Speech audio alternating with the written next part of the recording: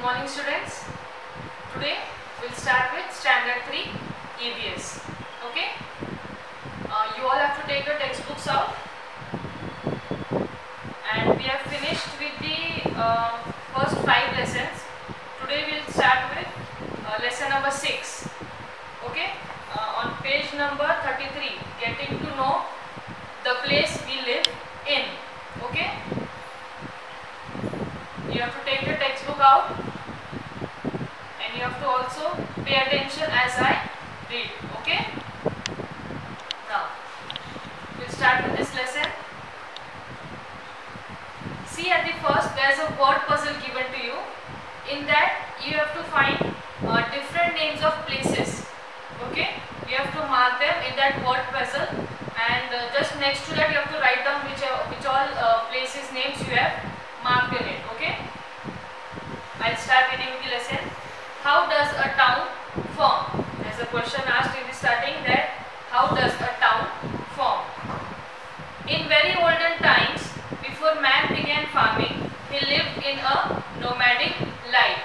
See, as you have studied in history that in the older days, before man started farming, or before man started growing anything or cultivating anything, he lived in a nomadic life. He was dependent on hunting animals and gathering fruit. In that days, as he did not grow any crops, so what was he dependent for his food? He killed animals and also gathered all the fruits that were available in the surrounding around this. Okay, for his food. Later, man learned to grow crops. After this, after some period of time, he learned how to grow crops.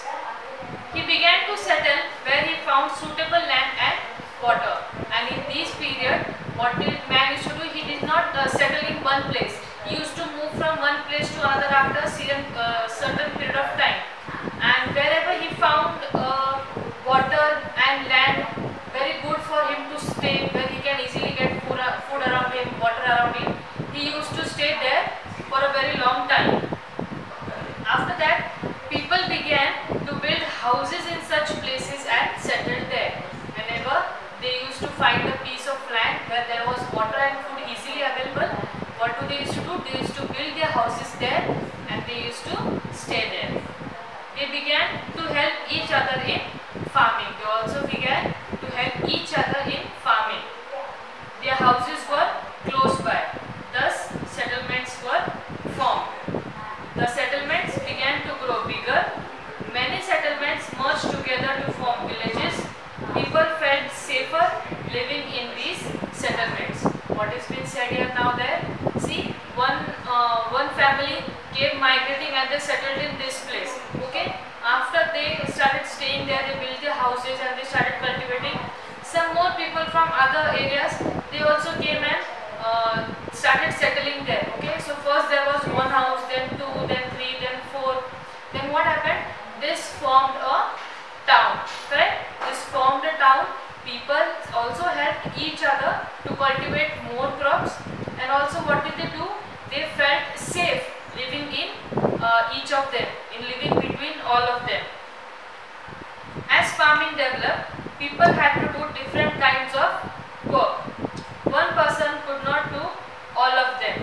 See, as the people started growing the crops, in the field, there is not only one work to be done. You have to plow the field, you have to sow the seeds, you have to take care of the crops, you have to cut them down.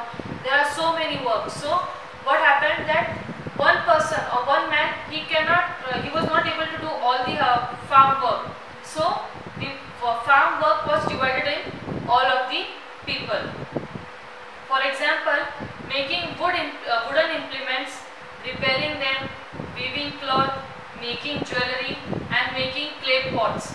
See, as more and more people started to come and stay together in one place, the village set up, and in that village, to face the need of all the items, what did the people do? They themselves divided people to do different works. What were they? They were like preparing wooden implements, also repairing them, weaving cloth, making jewelry, and also earthen clay pots. Thus, there were artisans engaged in different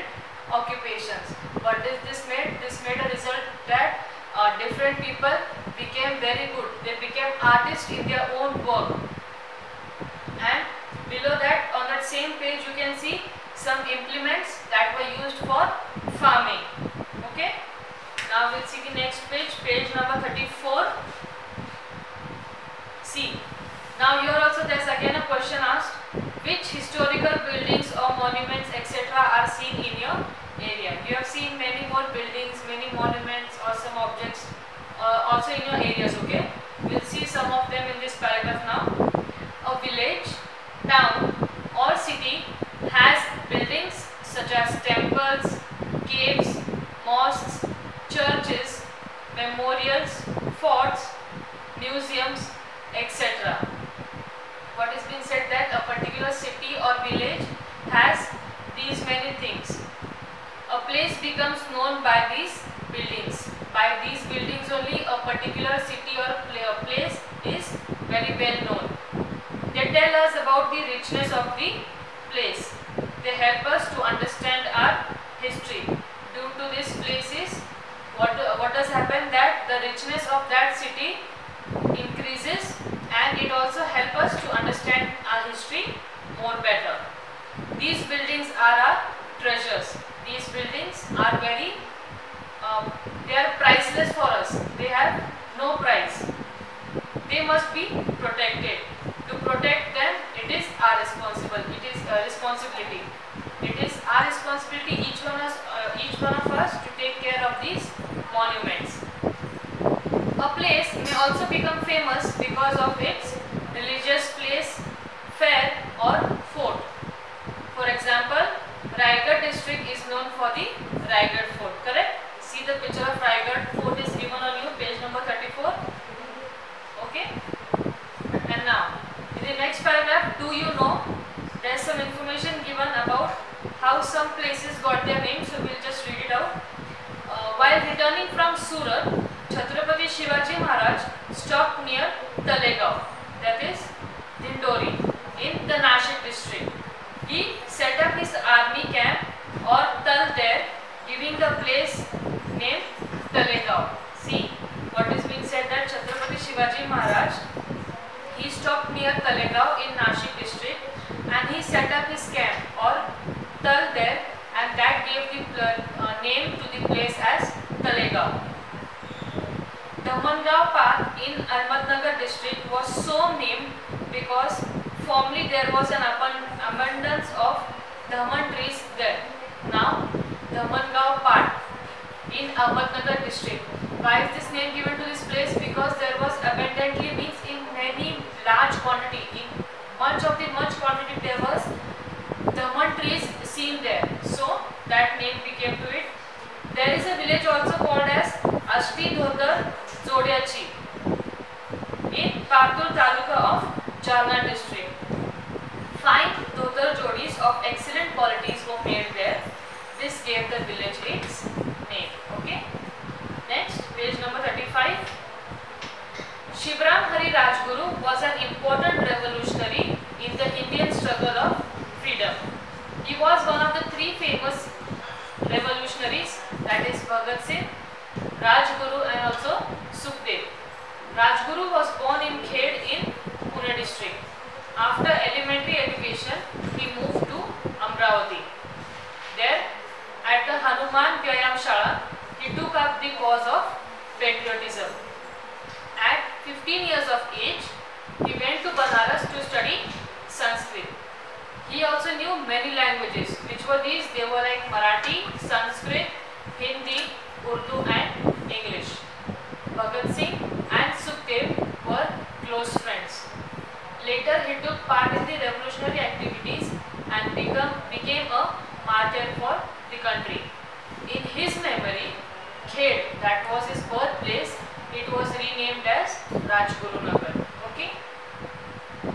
Now, see the World Heritage Day. When is the World Heritage Day celebrated? It is celebrated on 18th of April. Okay. So, whenever you get an opportunity or whenever you visit a fort, try to get all the information you can get and also read them out in your class or share them with your friends and teachers. Next, at the lower page it is given, some information is given about Sant Gadge Maharaj. Will read that also. Sant Gadge Garge Maharaj, their real name was Debuji Jingaraji Zanorkar. Okay, he belonged to Shegaon in Daryapur Taluka of Amravati district. Sant Garge Baba raised social awareness through his kirtans. During his kirtans, he would ask people questions and answer them himself only. Why are you poor people? Because they do not have education. What did he say? That during his kirtans, he used to ask questions to the people and he himself used to answer them also. The question he usually asked was, why are you poor? They were poor because they were not educated. He appealed people to get educated. Wherever he went, he insisted people every time to get education or to get educated. He is known as one of the great saints of the 20th century. His village will forever be remembered for his work in the service of people. Okay. Now we'll see the next page, page number 36.